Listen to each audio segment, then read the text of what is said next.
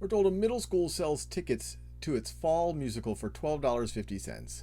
On the day of the show, the price of the tickets increases to $15.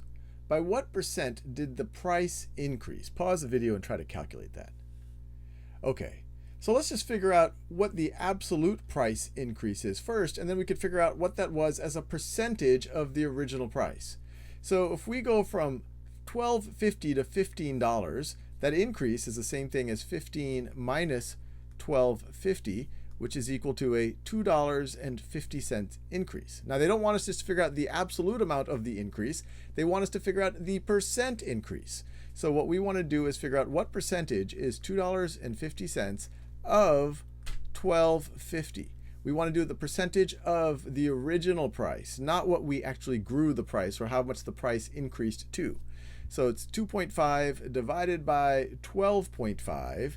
And so this is going to be, let's see, this is roughly equal, well, I don't need to approximate it, I'll just use a calculator. So if we have 2.5 divided by 12.5, we are going to get 0.2, which is the same thing as 20%. So this is 0.2, which is the same thing as a 20% price increase from the $12.50. And we're done.